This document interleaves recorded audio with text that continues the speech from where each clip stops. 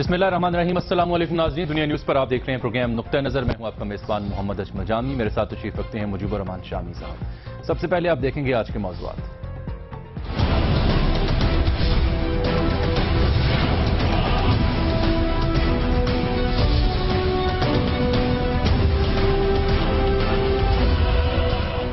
धाती door से हलाकतें, हुकूमत हरकत में, पतंग, बसंत और पूरे सिस्टम पर पाबंदी। मेलों ठेलों का शहर रिवायतों से दूर होने लगा। लेकिन सवाल यह है कि कातिल डोर का खात्मा करने की बजाय क्या बसंत का गला दबाना ही वाहिद हल है?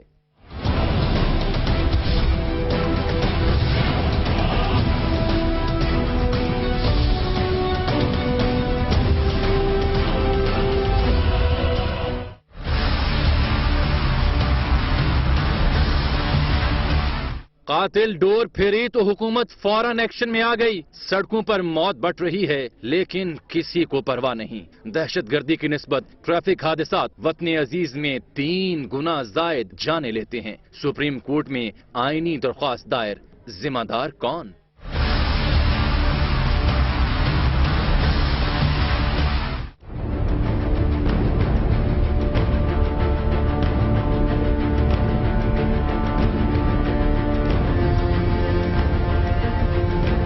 शहर कायद किसी की जागीर नहीं, तहरीक इंसाफ का है, खान का कराची में नारा। वजीर आजम के फीते काटने पर तनकीद, मोहम्मद जुबैर को शरीफ खानदान की करप्शन छुपाने पर गवर्नर बनाया गया। जरदारी दुबई, अल्ताफ लंदन में हैं, सिंध का कोई वाली वारिस नहीं। कप्तान की ललकार, कहा फिलहाल शादी का प्रोग्राम नहीं।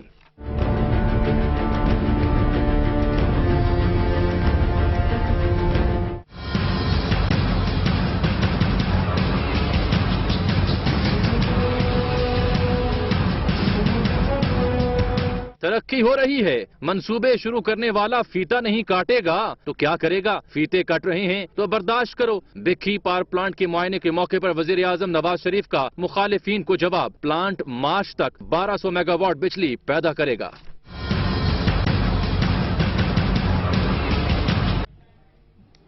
शाम साहब, कल जब हमने प्रोग्राम में जिक्र किया कि शहबाज शरीफ साहब का ट्वीट आया कि मुकम्मल पाबंदी आयद की जा रही है, बसंत पर इस खेल की इजाजत नहीं दी जा सकती और अगर कहीं ये खेल खेला गया तो मुतल्लिका डीपीओज जो हैं वो जिम्मेदार होंगे, तो आपने बरजस्ता का इन्ना लिल्लाहि व इन्ना इलैहि राजिऊन। उस पर कई दोस्तों ने सवाल किए बाद में भी कि जनाब ये बात वाज़ेह नहीं हो सकी कि आप हिमायत में हैं या इसकी मुखालफत में हैं। आपको इल्म होना चाहिए कि पिछले 10 सालों के दौरान 55 से ज़ायद अफराद इस कातिल डोर की वजह से जान की बाजी हार चुके हैं। तो ये तो कातिल खेल है। देखिए, ये जो सड़क पर मोटरें दौड़ती हैं, वो मौजू हमने आज बड़ी तफसील से रखा हुआ है। उस पर कितने एक्सीडेंट होते हैं। अब मोटरवे पर अगर हादसे होते हैं तो इसका मतलब मोटरवे को बंद कर दिया जाए या हादसों की रोकथाम होनी चाहिए। और ये पंजाब की जो हुकूमत है, इसको तो बड़ा दावा है गुड गवर्नेंस का और बड़ी इफेक्टिव गवर्नमेंट है, बड़े वज़ीर आला फाल हैं। तो वो धाती डोर बनाने वाले जो हैं उनको क्यों नहीं पकड़ रहे, उनको क्यों नहीं पकड़ सके, उनके खिलाफ कार्रवाई क्यों नहीं कर सके? देखिए, जो पतंग उड़ाना है तो सैकड़ों हजारों लोग इससे वाबस्ता हैं। और ये जो सनत है पतंग उड़ाने की, ये तो चीन से शुरू हुई और फिर हिंदुस्तान पहुंची। तो हमारे तो जो मुगलिया बादशाह थे वो पूरे एहतमाम से वो पतंग उड़ाया करते थे। तो ये जो है पतंग उड़ाना, जो बसंत है, ये एक मौसमी मेला है, पूरे बर्रे सगीर में मनाया जाता है। और आप देखें कि पूरी दुनिया से लोग पाकिस्तान आते थे। ये मैं आपको यहाँ इसलिए रोकना चाह रहा हूँ कि इन्हीं कुछ मौज़ूआत को बुनियाद बनाकर हमने कोशिश की एक रिपोर्ट मुरतब कर लें ताकि नाज़रीन को आगाही हो सके। तो जरा वो रिपोर्ट ना पहले देख लें। देखिए, एक अखबारी रिपोर्ट के मुताबिक हुकूमत ने 2005 में बसंत पर पाबंदी आयद करते हुए पतंग बनाने को भी जुर्म करार दिया था। आखिरी बार पंजाब में बसंत 2009 में गवर्नर राज के दौरान मनाई गई। 8 बरस बीत गए, लेकिन अब भी बसंत मनाना जुर्म है। सवाल ये पैदा होता है कि कातिल धाती डोर का खात्मा करने की बजाय पूरे त्योहार की गर्दन पर तलवार चलाना ही हल है क्या? बसंत पर पाबंदी से न सिर्फ लाहौर की सकाफत मुतासिर हुई, बल्कि पतंगबाजी की सनत से जुड़े हजारों अफराद भी बेरोजगार हुए। अरबों रुपए की ये सनत घरेलू सतह पर भी तरक्की पा रही थी, क्योंकि पतंग बनाने के लिए बिजली का बहरान भी कोई कोई मसला न था, जिससे बराह रास्त और बिलवास्ता लाखों लोग वाबस्ता थे। हत्ता कि ओल्ड सिटी की छतें भी इंतहाई कारआमद हो चुकी थीं। छतों के किराए जगह और पतंगबाजी के मेयार के मुताबिक तय हुआ करते थे। मसलन मोची, लोहारी, भाटी, टेक्साली, यकी और आसपास के इलाकों की छतें एक जमाने में 50,000 से 1 लाख फी रात के हिसाब से बुक हुआ करती थीं, जबकि शाह आलम के किराए इससे कहीं ज्यादा यानी 1 लाख से 4 लाख रुपए फी छत तक जा पहुंचे थे। काइट फ्लाइंग एसोसिएशन के चेयरमैन ख्वाजा नदीम के मुताबिक इस पाबंदी से 2 साल पहले तक लाहौर और नवाही इलाकों में 1.5 लाख, जबकि गुजरांवाला और कसूर में 80,000 अफराद रोजगार से हाथ धो बैठे। हुकूमत को लाहौर की हदूद से बाहर काइट सिटी बनाने की तजवीज भी पेश की गई, ताहम कोई मुस्बत जवाब न मिला। ये त्यौहार दुनिया भर में मुकीम पाकिस्तानियों को अजीज व अकारिब और गैर मुल्की दोस्तों के हमरा वतन वापस लाता था। ये सयाह बसंत से लुत्फ अंदोज होने के बाद शिमाली इलाका जात का रुख किया करते थे। मल्टी नेशनल कंपनियों, होटल्स और इवेंट ऑर्गेनाइजर्स के जरिए मुकामी त्यौहार इंटरनेशनल हैसियत इख्तियार करता जा रहा था, लेकिन अफसोस अब ये है सर सूरत हाल। देखें, कई तजावीज पेश हुई थी। एक ये कि बसंत जो है वो खुले मैदानों में मनाई जाए, उसके लिए कुछ प्ले ग्राउंड जो है मुख्तस कर दिए जाएं, या बड़े पार्क्स जो हैं, बड़े पार्क्स मुख्तस कर दिए जाएं कि वहां लोग इकट्ठे हों छुट्टी के दिन और पतंग उड़ा लें। यानी एक दिन भी मुख्तस कर एक दिन भी मुख्तस कर दिया जाए। फिर ये तजवीज आई कि जो मोटरसाइकिल है, जिस दिन बसंत मनाई जा रही हो उस दिन मोटरसाइकिल जो है उस पर पाबंदी लगा दें। ठीक, आप डबल सवारी पे पाबंदी लगाते हैं, आप दहशतगर्दी का जो खतरा होता है तो मोटरसाइकिल पर भी बाद औकात पाबंदी लगा देते हैं। बिल्कुल लगती है, कराची में बिलखुसूस। एक दिन के लिए या 2 दिन के लिए आप मोटरसाइकिल कहें आप मोटरसाइकिल नहीं चलाएंगे। और ये सारे हिफाजती इंतजामात और तदाबीर की जा सकती थी, और फिर साथ ही साथ कानून बनाया जाता और सख्ती से जो ये डोर बनाने वाले हैं, धाती डोर, उनका कलाकमा किया जाता। ये धाती डोर वाला मामला है, ये ऐसा तो नहीं जब से पतंग उड़ाई जाए तब से धाती डोर आ रही है? नहीं, ऐसा नहीं है। 1-2 दिहाइयों से मुतारिफ हुई और तब से ये जानलेवा भी साबित हुई। दुरुस्त है, मगर आप देखिए कि ये एक इंतहाई, ये तो कहते हैं नाक पे मक्खी बैठे तो नाक को काट दिया जाए। तो ये जो पंजाब हुकूमत का फैसला है, इस पर सख्त एहतजाज किया जाना चाहिए, और ज़ाती तौर पर मुझे सदमा पहुंचा है। ये हमारी सकाफत जो है उस पर एक हमला है, और हमारी ये हमें खुशी कोई मौका तो हम पैदा नहीं होने देते। तो ये, और एक लिहाज से हुकूमत ने अपनी बेबसी का एतराफ किया है, और ये इंतहाई अफसोसनाक बात है। शम्स साहब, ये जो काइट फ्लाइंग एसोसिएशन वाले जो अब इक्का दुक्का लोग रह गए हैं, उनसे हमारी आज बात भी हो रही थी। वो ये कह रहे थे कि बिल्कुल ये बात ठीक है कि 50 से 55 अफराद जो है जिनके घरों में सफ़े मातम बिछी है, उनसे पूछें क्या दुख है, क्या गम है। लेकिन वो कह रहे थे कि इसके बरक्स भी एक कहानी है। तो मैंने पूछा उनसे क्या वो क्या कहानी। वो कहने लगे जनाब कि जब से ये कारोबार बंद हुआ, ठप हुआ, तो 400 के करीब अफराद ऐसे हैं जो तंग दस्ती, बीमारी, फाका कशी, बेरोजगारी या बसा औकात खुदकुशी कर चुके हैं। इसके साइड इफेक्ट मुझे तो हैरत में मुब्तला होते, मैं टीवी स्क्रीन पे देखता हूँ, अखबारात के सफात पे देखता हूँ कि जी पतंग पकड़े गए, पतंग जो है वो छापे मारे गए हैं, जो जहां पतंगे जहां डोर जमा हो, ये आज की बात लोगों है। को गिरफ्तार किया। रावलपिंडी में क्रैकडाउन हुआ है सर, दर्जनों अफराद धर लिए गए। मालूम होता है जैसे को असला बरामद हो गया है, जैसे को खुदकुश जैकेट्स बरामद हो गई हैं। ये क्या तमाशा क्या लगाना चाहते हैं हम, और कौन लोग हैं जो ये फैसले कर रहे हैं, कौन लोग हैं जो ये मशवरे दे रहे हैं, कौन लोग हैं जो इस तरह के ऐलानात कर रहे हैं? क्या उनको अल्लाह ताला ने आंखें नहीं अता कर रखी? कोई उनको वो देख नहीं सकते, वो सुन नहीं सकते, वो समझ नहीं सकते? बिल्कुल ठीक। एक ब्रेक नाज़रीन हम यहाँ प्रोग्राम में ले रहे हैं, और ब्रेक के बाद जब वापस आएंगे तो हम आपको बताएंगे कि इस मौजू को बुनियाद बनाकर हम क्या असल बात आपसे करना चाह रहे हैं, किस अहम मामले की जानिब सरकार की तवज्जो मबजूल करवाना चाह रहे हैं। बहुत ही अहम मामला, हमारे साथ जुड़े रहे। मिलेंगे आपसे ब्रेक के बाद।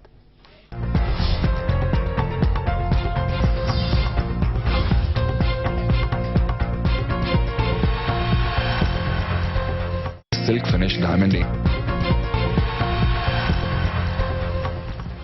वेलकम बैक नाज़रीन। शम्स साहब, बहुत से सवालात और तनकीद भी सुनने को और पढ़ने को मिल रही है हमें प्रोग्राम के पहले चंग करने के बाद, लेकिन जो मैंने गुजारिश की थी कि किस बुनियाद पर हमने इस मौजू को सरेदस्त डिस्कस किया और आगे हम किस मामले से जोड़ना चाह रहे हैं, एक रिपोर्ट मैं आपको दिखाना चाह रहा हूं सर। देखिए, पहले बात सुनिए, जितने लोग ट्रैफिक हादसात में मरते हैं, जी जी, रोजाना मैं सुबह उठकर जो टेलीविजन को ऑन करता हूं, कहीं ना कहीं हादसा है। बिल्कुल है, बिल्कुल है, लोग वेरी ट्रू, वेरी ट्रू। मरते हैं, अपाहज होते हैं, जख्मी होते हैं।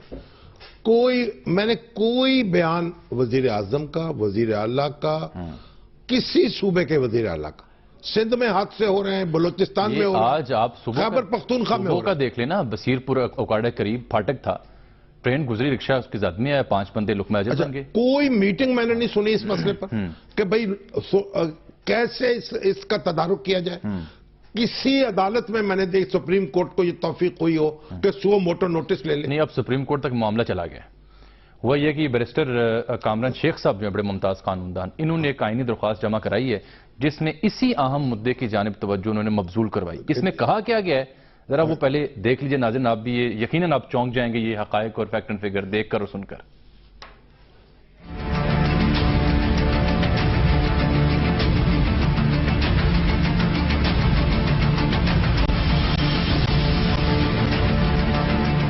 क्या आपके इल्म में है कि पाकिस्तान में ट्रैफिक हादसात से अमवात की शरह दहशतगर्दी में मारे जाने वालों की निस्बत 3 गुना जायद है? जी हाँ, ये एक भयानक हकीकत है। वर्ल्ड हेल्थ ऑर्गेनाइजेशन की जानिब से global status report on road safety 2015 के मुताबिक ट्रैफिक हादसात में अमवात की शरह के एतबार से पाकिस्तान तरक्की पजीर ममालिक में चौथे नंबर पर है, क्योंकि वतन अजीज में सड़कों पर पेश आने वाले हादसात में सालाना 25,781 अफराद जान की बाजी हारते हैं। और मजीद तशवीशनाक अमर यह है कि इनमें अक्सरियत 15 से 29 साल के नौजवानों की है। इन हादसात की बुनियादी वजूहात सड़कों की बदतरीन हालत जार, नामुनासिब इंफ्रास्ट्रक्चर, ट्रैफिक कवानीन बारे कम इल्मी, नामुनासिब रोड सेफ्टी के तरीक़ेकार, ड्राइवर्स और गाड़ियों की फिटनेस पर चेक एंड बैलेंस न होना है। यही नहीं बल्कि पाकिस्तान के तूल अर्ज में पेश आने वाले हादसात में से 18 से 20% सिरे से ही रिपोर्ट नहीं होते। मुतालिका इदारा शुमारियात के पास भी तमाम वाक़यात की मुकम्मल तफसीलात रिकॉर्ड पर नहीं है। पाकिस्तान ब्यूरो ऑफ स्टैटिस्टिक्स की वेबसाइट बताती है कि 2013-14 में मुल्क भर में 8,359 रोड एक्सीडेंट्स पेश आए। इनमें से 3,500 हादसात जानलेवा साबित हुए और 4,348 अफराद लुकमा अजल बने, जबकि तकरीबन 10,000 अफराद जख्मी हुए। 2012-13 के अदाद-ओ-शुमार भी कुछ ज्यादा मुख्तलिफ नहीं। मजमूई तौर पर 8,988 हादसात पेश आए, 4,719 हलाकतें हुई और 10,000 अफराद जख्मी हुए। माजी में पेश आए वाक़यात की तादाद इन 2 बरसों की निस्बत कहीं ज्यादा है। सिर्फ 2012 में शहर कायद में 35,600 रोड एक्सीडेंट्स रिपोर्ट हुए, जिनमें 27,000 अफराद मामूली जख्मी, 7,000 शदीद जख्मी और 1,179 अफराद जान से गए। यही नहीं बल्कि मजमूई आबादी का 10 से 15% अफराद माजूरी का शिकार है। इनमें पैदाइशी माजूरी के अलावा अपाहज होने की बड़ी वजह रोड एक्सीडेंट्स हैं। सड़कों पर बढ़ती मौत को रोका जा सकता है अगर सेफ्टी कवानीन, बेहतर इंफ्रास्ट्रक्चर, सड़कों पर ट्रैफिक कवानीन, ड्राइवर्स और गाड़ियों की फिटनेस बेहतर कर ली जाए। इन्हीं हादसात की वजह से मुल्क की मजमूई कौमी पैदावार में भी 1 से 3% तक कमी वाक़या होती है। सर, ये रिपोर्ट है और ये यकीनन हैरान करने वाले हक़ाइक़ हैं, अदाद-ओ-शुमार हैं, लेकिन सवाल फिर मेरा वही, वहां से मैं चाहूंगा आप अपना तबसरा पेश करें कि जब एक कातिल डोर की वजह से 55 अफराद की जान गई तो हुकूमत फौरन एक्शन में आती है, पाबंदी आयद की जाती है। उसकी पाबंदी नहीं है और हजारों लोग मर रहे हैं, अपाहज हो रहे हैं, जख्मी हो रहे हैं, उनके घरों के चिराग बुझ रहे हैं, कोई कमा के देने वाला नहीं है और किसी के कान पर जूं तक नहीं रहेंगे। और जो मुल्क के मजमूई अपाहज है 10 से 15%, उनमें से भी अक्सरियत उन लोगों की है जो एक तो पैदाइशी माजूरी की बजाय हादसात की वजह से माजूर। अच्छा, अब देखिए हमारे बैरिस्टर कामरान राहिल शेख जो है, उनको ये तौफीक हुई कि उन्होंने सुप्रीम कोर्ट का दरवाजा जो है उस पर दस्तक दी है। ये 18 सफ़ात में मबनी इनकी पिटीशन है जी। और ये 184 के तहत 184(3) कर लें, 184(3) हाँ जी, और वो 3 उसकी सब ज़ैली दफा है। सर, जो दफा है वो 184 है जो फंडामेंटल राइट्स को डील करती है। ठीक है, उसके तहत उन्होंने दरखास्त दी है। अब देखिए सुप्रीम कोर्ट में कब इसकी समाअत होती है। हमारे साथ स्टूडियोज में तशरीफ रखते हैं कामरान शेख, चलिए उनसे गुफ्तगू करते हैं। अस्सलाम वालेकुम बैरिस्टर साहब। वालेकुम अस्सलाम। तो आप ये बताइए कि आपने जो ये दरखास्त दायर की है, इसमें इस्तदा क्या की है, चाहते क्या है आप, सुप्रीम कोर्ट को क्या करना चाहिए? शामी साहब, इसमें फेलियर है एग्जेक्टिव का और वो वाज़े है तादाद से कि कितनी कसीर तादाद में اموات اور زخمی ہو رہے ہیں لوگ روڈ ایکسیڈنٹس میں. اور میرا یہ مدعا ہے کورٹ کے سامنے کہ ایک تو متحرک کریں اس ایشو کے اوپر ایگزیکٹو کو, اور دوسری طرف یہ کہ اس کے تدارک کے لیے کوئی آپ ان سے پوچھیں کہ لائحہ عمل کیا اختیار کیا جائے گا. دیکھیں انڈیا میں بھی یہ مسئلہ آیا. انڈیا کی سپریم کورٹ نے وہاں کی حکومتوں, صوبائی حکومتوں, وہاں کی قومی حکومت کو اس پر جھنجھوڑا کہ دیکھیں آپ ایک کمیشن اپوائنٹ کریں, اور اس میں ایک ریٹائرڈ جج کو اس کا سربراہ مقرر کیا, اور اس کمیشن نے سارے سٹیک ہولڈر سے کنسلٹ کرنے کے بعد سفارشات عدالت میں بھی پیش کی, اور ظاہر ہے وہ ڈسکشن جو ہے وہ ایگزیکٹو کی موجودگی میں آپس میں ویوز کی ایکسچینج کے اوپر مبنی تھی. تو اس پہ پھر سپریم کورٹ نے وقتاً فوقتاً آرڈر جاری کیے. دیکھیں میں ایکسپرٹ نہیں ہوں اس معاملے کا, لیکن جو شہری ہوں اور مجھے جو سمجھ آتا ہے کہ سب سے بڑی جو کاز ہمارے ہاں ہیں وہ 2-3 ہیں جو آئیڈینٹیفائیبل ہیں, جن میں ہمارے ہاں شعور کا عدم دستیابی کہ سڑک کا استعمال کیسے کرنا یہ کاز نمبر 1 ہے, جس کی وجہ سے لیکن لوگوں کو اس کی آگاہی دینا یہ حکومت کا کام ہے, یہ حکومت کا کام ہے, میڈیا کا کام ہے, یہ سول سوسائٹی کا کام ہے. بالکل. اور دوسرا یہ شامی صاحب کہ ہر شخص جس کی عمر 18 سال ہے اور اس کے پاس گاڑی ہے کسی طریقے سے, یا وہ گاڑی چلانا چاہتا ہے, اس کو لائسنس جاری کر دیا جاتا ہے بغیر یہ جانچے پڑتال کیے کہ وہ میڈیکلی فٹ ہے یا نہیں, اس کو سائن, اس کو گاڑی چلانی آتی بھی ہے کہ نہیں, اور چلانی آتی بھی ہے یا نہیں, اس کو ٹیسٹ بھی نہیں ان سے لیا جاتا, وہ گھر بیٹھے لائسنس جاری ہو جاتے ہیں. لائسنس ہی نہیں ہوتے آدھے گاڑیاں صرف, اور بہت سے لوگ ایسے ہیں جو لائسنس کے بغیر گاڑی چلا رہے ہیں. بالکل شامی صاحب تیسری جو وجہ ہے جس کو میں بہت ضروری وجہ سمجھتا ہوں, جی وہ ہے ہمارے ہاں موٹر ویکلز کی وردینس, یعنی موٹر فٹ بھی ہے روڈ پر جانے کے لیے کہ نہیں, اور اس میں سوار ہونے والے افراد کی تعداد کتنی ہے. یعنی ہر موٹر ویکل جو ہے وہ ایک خاص وزن اور ایک خاص تعداد سواریوں کی. کامران اب تو میں لاہور میں دیکھتا ہوں ایک موٹر سائیکل پر جو ہماری بڑی بڑی سڑکیں شاہراہیں ہیں ان پہ 4 افراد 5 افراد بیٹھے ہیں, ان پہ میاں بیوی بیٹھے ہیں, ان کے 3-4 بچے بیٹھے ہیں, ایسا ہی ہے, اور کوئی ٹریفک والا جو ہے اس کا نوٹس نہیں لیتا. اور تو اور جو آپ کی نیشنل ہائی ویز ہیں وہاں پر جو مسافر بسیں ہیں اس کی سینٹر میں جو جگہ خالی ہے کوریڈور, وہاں لوگ کھڑے کیے جاتے ہیں, چھتوں پہ کھڑے ہیں, اور جب ٹریفک یا موٹر وے پولیس والوں کو دیکھا جاتا ہے, نیشنل ہائی وے والوں کو, تو ان کو بٹھا دیا جاتا ہے. اچھا کامران صاحب میرے ساتھ آپ رہیے گا, بہت اہم معاملہ ہے اور آپ کا جواب بھی اس پہ باقی رہ گیا. ایک بریک کے بعد ناظرین آپ سے ملیں گے اور بہت سی اہم باتیں اسی موضوع سے جڑیں گی.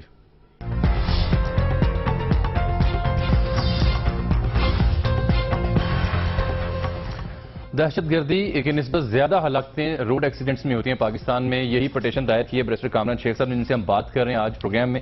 شام صاحب ان سے بات ہو رہی تھی, بتا رہے تھے کچھ چاہتے کیا, لیکن what to do, سولوشن کیا ہے؟ دیکھیے پہلی یہ موت بانٹی جا رہی ہے سڑکوں پر. سولوشن یہ ہے کہ آپ ٹریفک رولز نافذ کریں, آپ سڑکوں کی حالت بہتر بنائیں, آپ گاڑیاں جو سڑکوں پہ چل رہی ہیں ان کو اچھی طرح چیکنگ ہو, اجازت نہ دی جائے ان کو چلانے کے لیے پرانی گاڑیوں کو.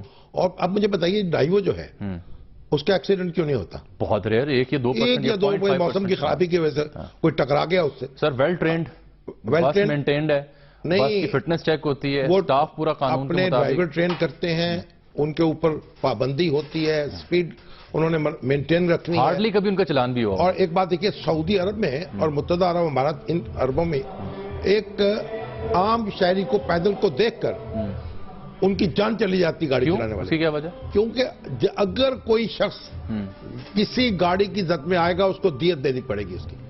پاکستان میں آپ یہ مقرر کر دیں 10 لاکھ روپیہ دیت ہوگی جو مرنے والے کو ادا کی جائے گی, بس کا مالک ادا کرے گا. تو بس کا مالک تو آٹومیٹکلی بس پہ فٹ کر لے گا, بس پہ فٹ ہو جائے گی بس. دیکھیے ڈرائیور بھی ٹرینڈ ہو جائے گا. یہاں تو لوگ جو ہیں ان کو چڑیوں سے بھی زیادہ ان کی جان کی وقت رکھ دی گئی ہے, جو چاہے ان کو ان کی جانوں سے کھیلتا پھرے, نہ کوئی قانون, نہ ضابطہ, نہ قاعدہ, نہ طریقہ. صاحب اب آپ یہ فرمائیں, آپ نے پیمرا کو بھی فریق بنایا اس آئینی درخواست میں, اس کی کیا وجہ ہے؟ اس کی وجہ یہ ہے بھائی کہ ایک تو یہ جو سٹیٹسٹکس آپ نے پہلے اپنی رپورٹ میں دکھائے نا، یہ سٹیٹسٹکس بہت کنزرویٹو ہیں اور یہ صحیح درست نمائندگی نہیں کر رہے۔ ایک رپورٹ 29 جنوری کو ایک انگریزی اخبار میں شائع ہوئی جس کے مطابق ریسکیو 1122 کے جو سٹیٹسٹکس ہیں ذرا وہ ملاحظہ فرمائیں، اور خاص طور پہ اس میں 15% افراد ایسے افراد ہیں جو پیدل سڑک پر چلتے ہوئے حادثات کا شکار ہوتے ہیں، جن کی تعداد 36,000 ہے سالانہ۔ 36,000 شامی صاحب۔ اور جو بات آپ کہہ رہے ہیں کہ گاڑیوں والوں کو ان کے اوپر پینلٹیز لگا دیں، میرے خیال میں ہمارے ہاں من حیث القوم ہمیں شعور اجاگر کرنے کی ضرورت ہے، اور اس شعوری ایک کوشش کرنی چاہیے کہ چاہے سڑک استعمال کرنے والا پیدل ہو یا کسی سواری پر سوار ہو، اس کو سڑک کا استعمال کیسے کرنا ہے، اور اس کے لیے پیمرا ایک بنیادی یعنی گائیڈنس پرووائیڈ کر سکتا ہے، کیونکہ ایک کلوز ہے پیمرا آرڈیننس کے اندر سیکشن 20(ای) جس کے تحت عوامی مفاد کے معاملات میں وہ تمام چینلز کو مختلف پروگرامز کے لیے پابند کر سکتے ہیں۔ تو اس لیے میرے خیال میں اس کا بھرپور استعمال کیا جا سکتا ہے، اس لیے ان کو فری بنایا گیا ہے۔ آپ چاہتے یہ ہیں کہ سپریم کورٹ ایک کمیشن کا بنائے جس میں سب لوگ شریک ہوں اور پھر وہ ایسے اقدامات تجویز کرے جن سے سدباب ہو سکے حادثات۔ ایک یہ، اور دوسرا یہ کہ اس پٹیشن کو سن کے اس کا فیصلہ آپ نے 1 2 4 دنوں میں نہیں کرنا، لگائیں اس کو فوراً اس کی فی الفور اس کی سماعت ہونی چاہیے۔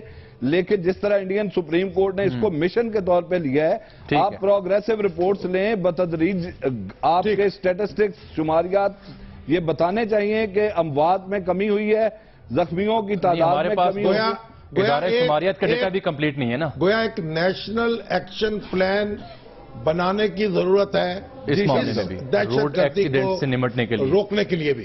جی شام ٹھیک ہے جی، بہت بہت شکریہ بیرسٹر کامران راحیل شیخ صاحب، آپ تشریف لائے پروگرام میں۔ اچھا سر، ہم آگے بڑھ رہے ہیں، کچھ سیاسی منظرنامے کا بھی ذکر کرنا چاہیں گے، لیکن اس سے پہلے ایک سوال آیا تھا کہ یہ جی مذہبی حلقے یہ کہتے ہیں کہ بسنت تو اس کا تعلق نہیں ہے مذہب اسلام سے، تو آپ اس کی حمایت کریں۔ شامی صاحب تعجب ہوا، بھئی ایک کا تعلق ہے، میں یہ پوچھنا چاہ رہا کہ کس فقہ کے اعتبار سے؟ ہم کہیں کہ کرکٹ کا بھی کوئی تعلق نہیں، ہمارے ڈاکٹر اسرار صاحب تو کرکٹ کے خلاف تھے، قرآن اکیڈمی میں کرکٹ کھیلنے کی اجازت نہیں، دیکھنے کی اجازت نہیں، ٹی وی کی اجازت تھی نہیں، یہ آپ کرکٹ نہیں دیکھ سکتے، کمنٹری نہیں سن سکتے۔ اور جنرل ضیاء اللہ کا ایک دن مسجد باغ جناح میں ان کی نماز پڑھنے کے لیے جمعے کی، تو انہوں نے ان سے کہا کہ کرکٹ پہ پابندی ہونی چاہیے۔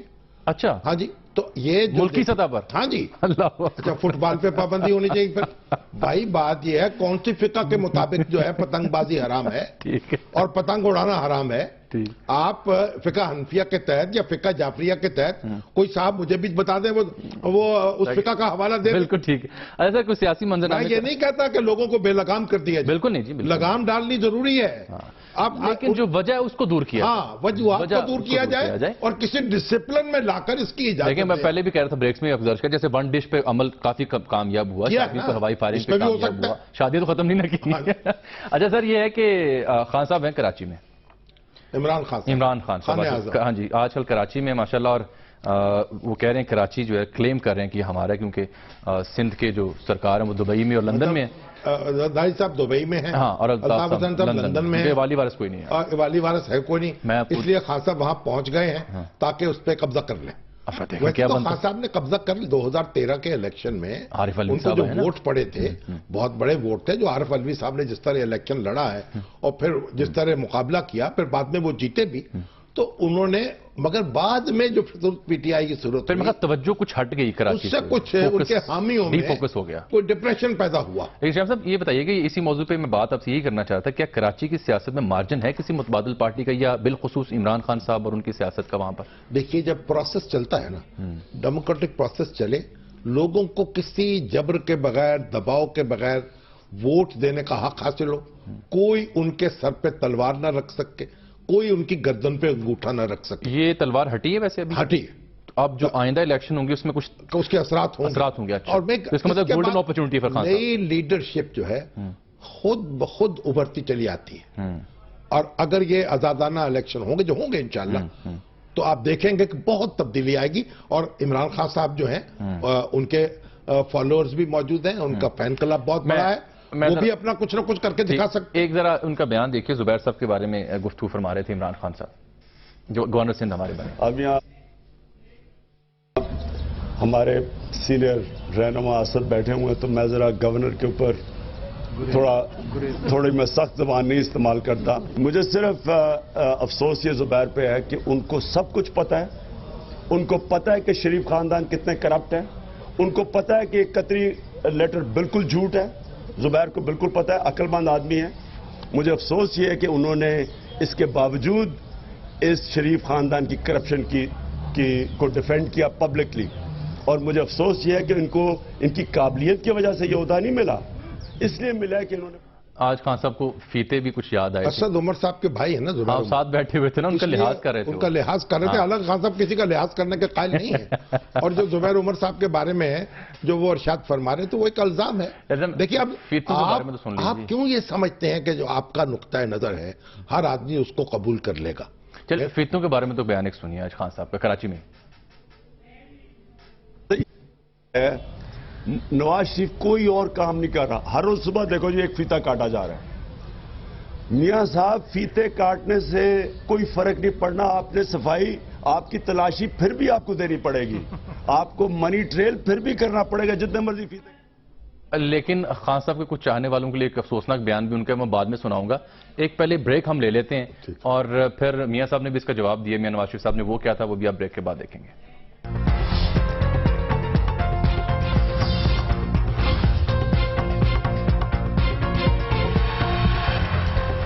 ویلکم بیک ناظرین. خان صاحب کراچی میں, کراچی کی سیاست کا بھی ہم ذکر کریں, لیکن شام صاحب چونکہ خان صاحب ذکر کر بیٹھے تھے فیتا کاٹنے کا. نہیں ایک بات سن, بیرسٹر جہانگیر جدون صاحب کا مجھے میسج آیا. اچھا, پنڈی اسلام آباد کہ دیت کی رقم جو ہے وہ ہر سال مقرر ہوتی ہے. وہ کتنی ہے جی؟ اس سال کے لیے یہ 16 لاکھ روپیہ ہے. اچھا ہے.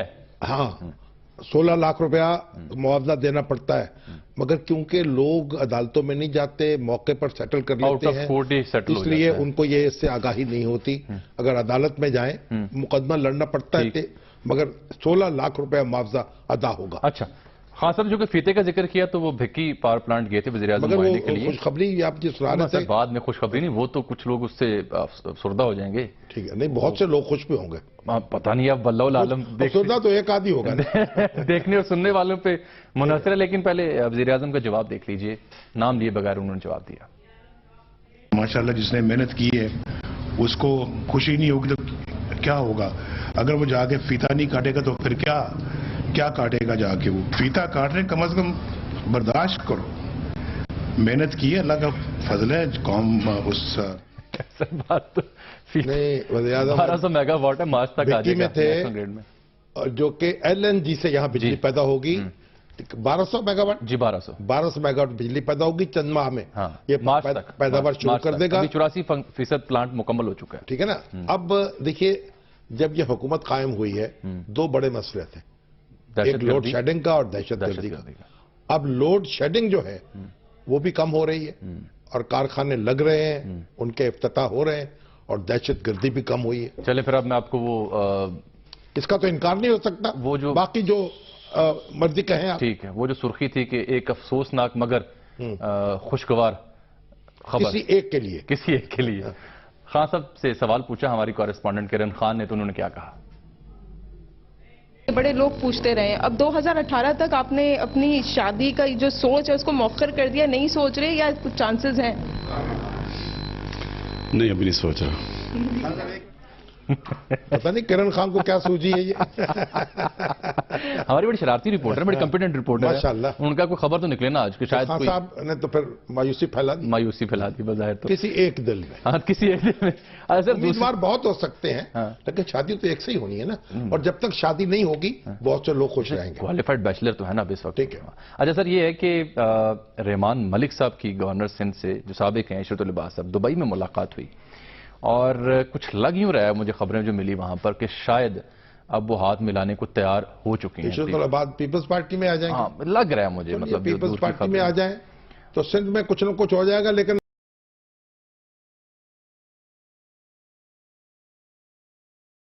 حضور میں مصطفیٰ کمال صاحب کہاں پیچھے رہتے ہیں. تو پرویز مشرف صاحب کے بھی نام آ رہا ہے نا. وہی تو ان سے ملاقات ہوئی, پیر پگارا صاحب کی, چوش شجاعت صاحب کی بھی.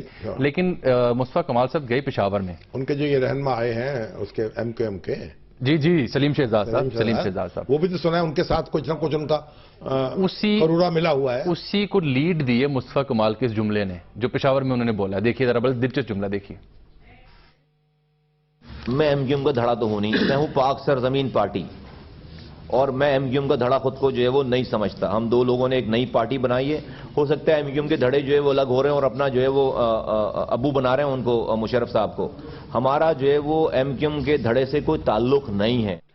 سر یہ واقعی کہیں بنانے تو لگے ابو نے؟ چلیے اب دیکھیں اللہ کو جو منظور ہے. اچھا اللہ تعالیٰ ان کو، لوگ اولاد مانگتے ہیں، وہ ابو مانگ رہے ہیں. کیا صاحب یہ کچھ اصلاحات کا ذکر ہوا تھا، انتخابی اصلاحات کا. کل زاہد عامر صاحب نے مختصر بریفنگ دی تھی، کافی بہام بھی رہ گئی. اس میں اہم بات یہ تھی کہ 5% نشستیں مختص ہوں گی خواتین کے لیے ہر جماعت کی جانب سے. دیکھیے اصل میں ہمارے ہاں کے جو سیاسی لیڈر ہیں نا، یہ بے سوچے سمجھے بہت سے کام کرتے رہتے ہیں. خواتین کے لیے تو اب سیٹیں مختص ہیں، یا تو نشستیں ختم کر دی جائیں وہ، پھر 5% وہ آزادانہ انتخاب لڑ لیں.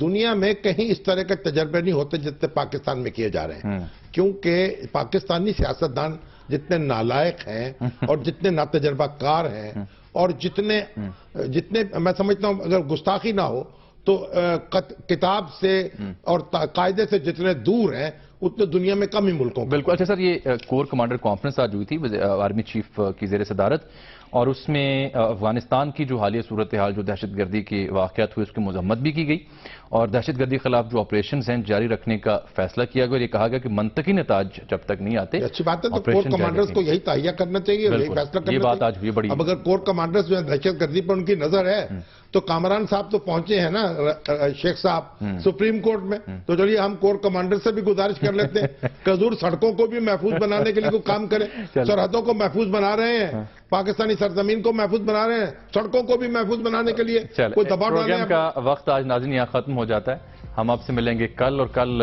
کچھ کتابوں کا تعارف بھی آپ کی خدمت پیش کریں گے، لیکن کل تک کے لیے اللہ حافظ.